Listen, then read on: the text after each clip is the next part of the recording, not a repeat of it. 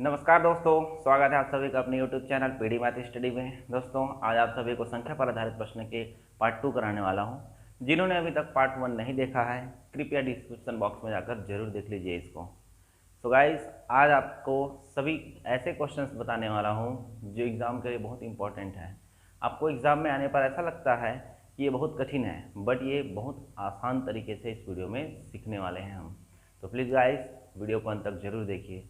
और हाँ, यदि आपने मेरा चैनल सब्सक्राइब नहीं किया है तो चैनल सब्सक्राइब जरूर कीजिए और बेल आइकन को जरूर प्रेस कीजिए ताकि आपको पल पल की अपडेट मिलती रहे। तो आइए दोस्त, आज का पहला एग्जाम्पल शुरू करते हैं। आज का हमारा पहला एग्जाम्पल देखिए।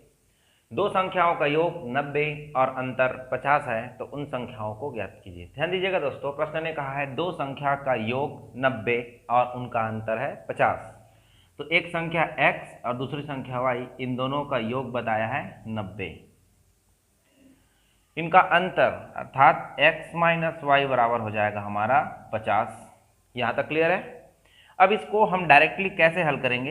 हल तो आसानी से हम कर सकते हैं, लेकिन इसको और आसान बनाने के लिए कैसे किया जाएगा? ध्यान दीजिए, x का वैल्यू अगर मुझे निकालना है तो क्या करना है? ध्यान दीजिएगा, x का वैल्यू निकालना है तो ये 90 और 50 इन दोनों को क्या कर दीजिए, जोड़कर 2 से क्या कर देंगे दोस्तों, भाग दे देंगे। एक बार पुनः देख लीजिए, जब भी कंडीशन x प्लस वाई और x माइनस वाई वाला हो तो उन दोनों डाटा को जोड़कर 2 से भाग दिया जाएगा। तो हमारा हो जाएगा 140/2 अर्थात x का वैल्यू आ जाएगा 70। यहाँ तक क्लियर है।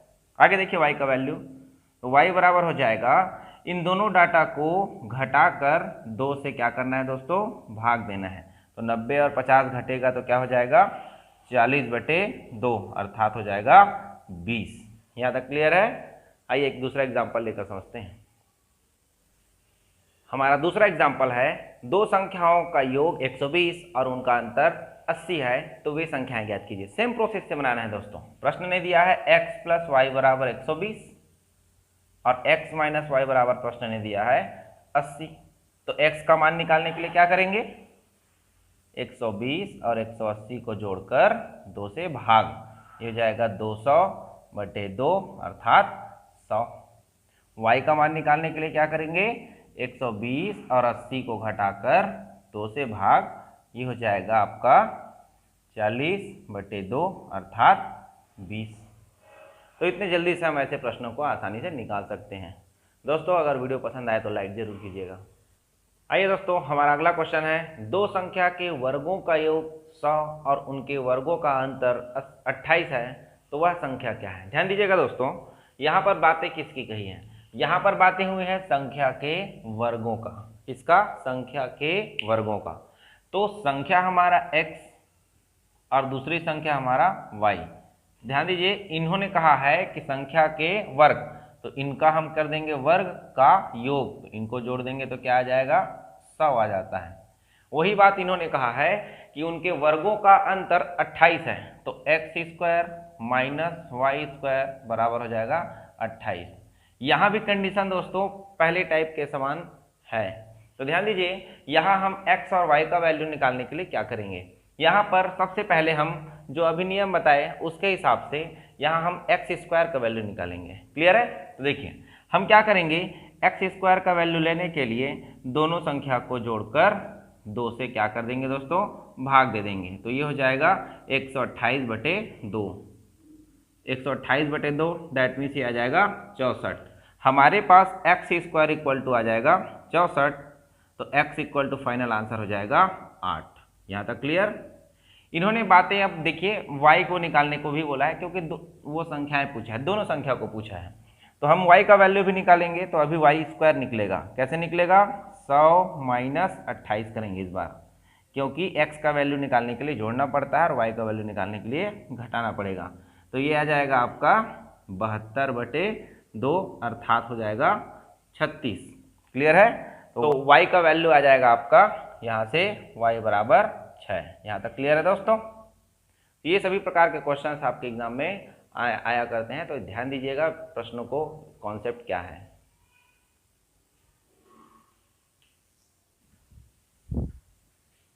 आइए दोस्तों अगले एग्जाम्पल की ओर चलते हैं। तो हमारा अगला एग्जाम्पल है दो संख्याओं का योगफल 22 और उनके वर्गों का योग 404 हो तो इन संख्याओं का गुणनफल ज्ञात कीजिए। ध्यान दीजिएगा दोस्तों, प्रश्न ने कहा है दो संख्या का योगफल 22, तो x प्लस वाई बराबर क्या हो जाएगा 22। इनके वर्गों का योग that means x square plus y square equal to 404। तो इन संख्या का गुणनफल ज्ञात कीजिए। तो गुणनफल दैट मीन्स अपने को निकालना है x इंटू वाई। यहाँ तक क्लियर? तो इसको हम आसानी से कैसे बनाएंगे, ध्यान दीजिएगा। हमको चाहिए क्या, गुणनफल। क्लियर है दोस्तों?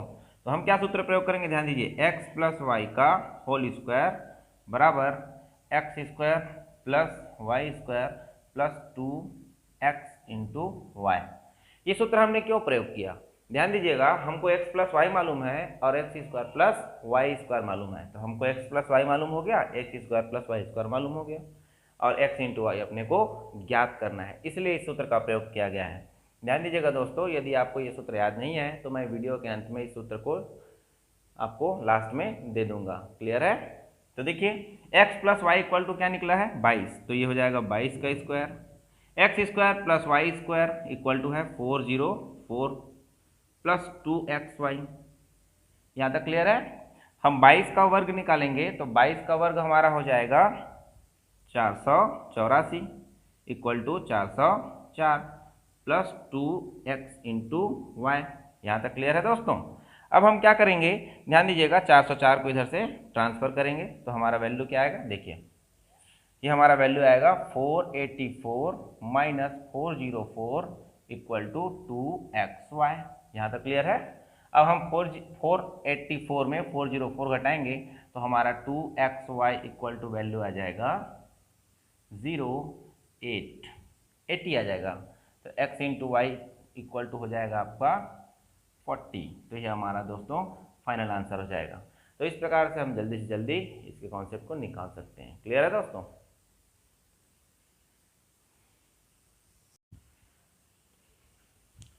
आइए दोस्तों हमारा अगला एग्जांपल है दो संख्याओं का अंतर 3 और इनके वर्गों का अंतर 39 है तो बड़ी संख्या ज्ञात कीजिए। ध्यान दीजिएगा, प्रश्न ने कहा है दो संख्या का अंतर x minus y equal to बताया है 3 और इनके वर्गों का अंतर that means x square minus y square बराबर बताया है 39। यहाँ तक क्लियर है? तो उन्होंने बड़ी संख्या पूछा है, तो बड़ी संख्या दैट मीन्स यहाँ पर होगा x, क्योंकि बड़ी संख्या में ही हम छोटे संख्या को घटाकर रखते हैं। क्लियर है? तो ध्यान दीजिए, हमारा जो वैल्यू है उसमें किसका वैल्यू निकालना है, अपने को x का वैल्यू निकालना है। तो क्या करना पड़ेगा, तो सबसे पहले देखिए हमने पहला टाइप में ध्यान दिया था कि हमको x माइनस वाई पता है तो x प्लस वाई निकालना ही पड़ेगा। तो आइए x प्लस वाई का तलाश करते हैं, x प्लस वाई हम निकालते हैं। ठीक है, सबसे पहले क्या निकालेंगे, x प्लस वाई, उसके बाद हम आसानी से इसको और हल कर सकते हैं। तो ऐसा कौन सा फार्मूला है जो इसमें प्रयोग हो रहा है, तो ध्यान दीजिएगा दोस्तों, x square minus y square equal to होता है x plus y into x minus y. इस सूत्र का प्रयोग करके हम आसानी से इस क्वेश्चन के आंसर को निकाल सकते हैं। तो देखिए x square minus y square अपने को पता है 39, यहाँ पुटअप कर दीजिए। एक्स प्लस वाई नहीं पता, x into y, x minus y पता है कितना 3, तो एक्स प्लस वाई को ज्यों का त्यों रख दीजिए और एक्स माइनस वाई आपको पता है कितना 3। क्लियर है? 3 एक कम 3 और 13 तिया 39। तो x प्लस वाई अपने को फाइनल मिला कितना दोस्तों 13। यहाँ तक क्लियर? x प्लस वाई 13 मिल गया, x माइनस वाई कितना मिला है 3। तो उन्होंने x का वैल्यू पूछा है, तो x का वैल्यू के लिए क्या करेंगे दोस्तों, 13 और 3 को जोड़कर किससे भाग दे देंगे, 2 से भाग दे देंगे। तो ये आ जाएगा x बराबर 16/2, x बराबर आ जाएगा 8। यहाँ तक क्लियर है दोस्तों? तो ऐसे प्रश्नों का कॉन्सेप्ट बताने के लिए स्टार्टिंग में जो पहला टाइप बताया गया था, इसी वजह से बताया गया था कि बीच में प्रयोग होगा तो हम आसानी से जल्दी से क्वेश्चन के आंसर निकाल सकते हैं। क्लियर है दोस्तों? आइए दोस्तों हमारा अगला एग्जांपल है दो संख्याओं का योगफल 12 और गुणनफल 35 है तो संख्याओं के व्युत्क्रम का योग ज्ञात कीजिए। ध्यान दीजिएगा दोस्तों, बहुत आसान है। प्रश्न ने क्या कहा है पहले देखते हैं। दो संख्याओं का योगफल 12, तो x plus y equal to उन्होंने दिया 12 और गुणनफल 35 है, और गुणनफल कितना बताया 35, अर्थात x इंटू वाई बराबर आपको बताया है 35। तो संख्याओं के व्युत्क्रम का योग ज्ञात करना है, दैट मीन्स 1/x और 1/y संख्या का ये हो गया व्युत्क्रम और इनका योग आपको फाइंड आउट करना है। यहाँ तक क्लियर है दोस्तों? तो चलिए देखते हैं, इसको पहले सॉल्व कर लीजिए, सरल बना लीजिए। तो देखिए क्या होगा, y का गुणा यहाँ होगा, x का गुणा यहाँ होगा, तो ये हो जाएगा y plus x divided by नीचे में दोनों का गुणा, तो x इंटू वाई। यहाँ तक clear. x plus y equal to कितना मिला है अपने को दोस्तों, 12, और x इंटू वाई बराबर कितना मिला है, 35। यदि आगे और ये कटता है तो आप इसको काट कर आंसर ले सकते हैं, लेकिन यहाँ अभी ये नहीं कट रहा है, तो ये हमारा हो जाएगा आंसर 12/35। आई होप दोस्तों ये सभी क्वेश्चंस आप सभी को समझ में आ रहे हो। अभी वीडियो में बने रहिए अंत तक, क्योंकि अभी बहुत सारे अच्छे अच्छे क्वेश्चंस बाकी हैं। आइए दोस्तों, हमारा अगला एग्जांपल है, एक व्यक्ति अपनी कुल आय का 1/4 भाग खाने पर तथा 2/3 भाग किराए पर खर्च करता है तथा शेष 630 रुपए अन्य वस्तुओं पर खर्च करता है, तो उसके घर का किराया कितना, ये प्रश्न ने पूछा है। देखिए दोस्तों, ऐसे क्वेश्चंस आपके एग्जाम के लिए बहुत इंपॉर्टेंट है, ये क्वेश्चंस अक्सर एग्जाम में पूछे जाते हैं। तो देखिए कैसे बनाते हैं ऐसे प्रश्नों को जल्दी से जल्दी। तो एक व्यक्ति अपने कुल आय का 1/4 भाग, देखिए कुल आय हम मान लेते हैं कितना, x, कुल आय हम मान लेते हैं x। यहाँ तक क्लियर है। देखिए ध्यान से समझिएगा, एकदम जल्दी से जल्दी इसको आप कैसे बनाएंगे, 1/4 भाग खाने पर और 2/3 भाग किराए पर। तो इसको हम एक बार लिख लेते हैं, खाने पर कितना है 1/4, और आपका हो जाएगा किराया कितना है 2/3। ध्यान दीजिए, खाना प्लस किराया का खर्च कितना हुआ, तो खाना प्लस किराया का जो खर्च है वो हो जाएगा आपका, दोनों खर्च को जोड़ देंगे, 1/4 प्लस 2/3, ये हो जाएगा आपका 12, 3 प्लस 8, ये हो जाएगा आपका 11/12, ये हो जाएगा आपका 11/12। यहाँ तक क्लियर है दोस्तों। अब ध्यान दीजिएगा, अपने पास अन्य वस्तुओं के लिए खर्च कितना है 630, जो शेष खर्च के रूप में प्रयोग किया जा रहा है। तो हम ऐसे निकालेंगे शेष खर्च, क्या निकालेंगे दोस्तों, शेष खर्च। तो ध्यान दीजिएगा, शेष खर्च हम हमेशा 1 से घटाकर निकालेंगे। किससे घटाकर निकालेंगे, 1 से घटाकर। 1 से इसलिए घटाया जाता है क्योंकि जब भी रेशनल चीजें आती है हमारा टोटल वैल्यू कहलाता है 1। तो 1 माइनस 11/12, 1 माइनस 11/12 इक्वल टू हो जाएगा 1/12। यहाँ तक क्लियर है दोस्तों। तो ये 1/12 जो है किस खर्च का है, किसका खर्च है, शेष खर्च है। हमारे पास शेष खर्च के रूप में क्या प्रयोग किया जा रहा है 630, तो ये 630 जो है वो हमारा 1/12 हो जाएगा, और ये जो खर्च हो रहा है 1/12 वो किसका होगा दोस्तों, x का होगा। तो हमारा x का वैल्यू जो आएगा वो कितना आ जाएगा, x इक्वल टू 630 गुणित 12। इसको हल करेंगे और आंसर ले लेंगे। तो चलिए 12 शून्य शून्य, 12 × 36 की 6, हासिल है 3, 12 × 6 72 और 3 75।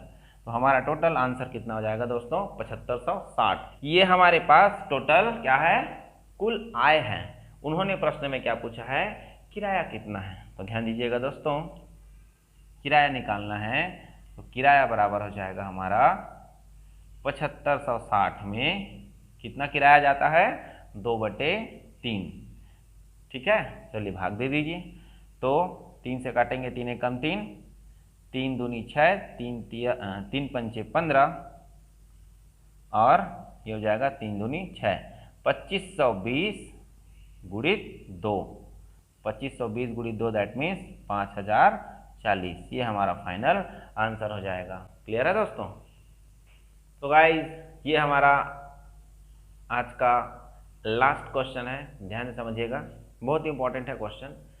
रीना 150 पृष्ठ वाली किताब 3 दिनों में पढ़ती है। वह पहले दिन 3/5 भाग पढ़ती है तथा दूसरे दिन शेष का 3/5 भाग पढ़ती है, तो तीसरे दिन कितना पृष्ठ पढ़ेगी। ध्यान दीजिएगा दोस्तों, शब्द आया है शेष का।